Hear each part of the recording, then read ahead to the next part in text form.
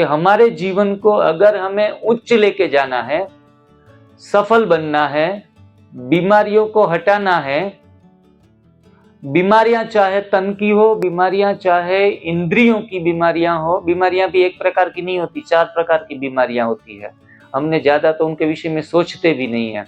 दूसरे लेवल के ऊपर इंद्रियों के ऊपर जाती है बीमारियां। जब चश्मे चढ़ जाते हैं आंखों के ऊपर, मशीन कान में लग जाता है, सुनाई देना कम हो जाए, बोलने में हड़बड़ाहट होने लगे, तो ये इंद्रियों के ऊपर की बीमारियां हैं। पहली है तन के ऊपर की, दूसरी है इंद्रियों के ऊपर की, तीसरी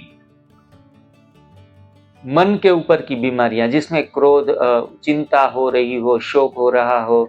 अगर आप बीमारियां नहीं है लेकिन बार बार मन में चिंता तनाव महसूस करते रहो तो आप स्वस्थ नहीं हो, आप बीमार व्यक्ति बैठे हो।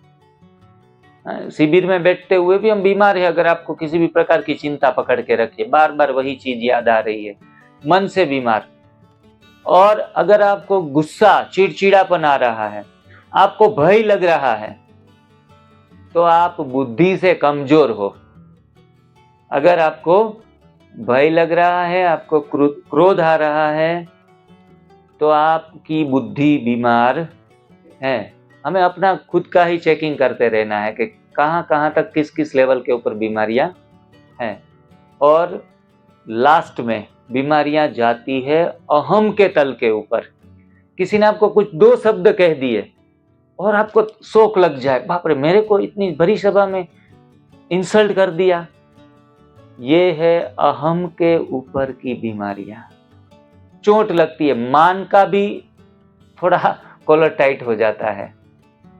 किसी ने 2 ताली बजा दी, आपका सम्मान कर लिया और आप अपने आप को खुद को समझने लगो कि नहीं अब मैं बहुत बड़ा विशेष बन गया हूं।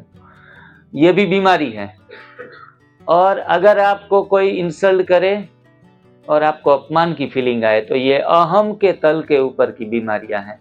तो ये चारों प्रकार की बीमारियों के ऊपर विजय प्राप्त करने की ये तप सेवा सुमिरन की साधना है। तो ऐसे तप के 33 मार्क्स, सेवा के 34 मार्क्स और सुमिरन के 33 मार्क्स। इस हिसाब से हमारा 100 मार्क्स का पेपर खत्म होगा और हम संपूर्ण रीति से सफल होंगे।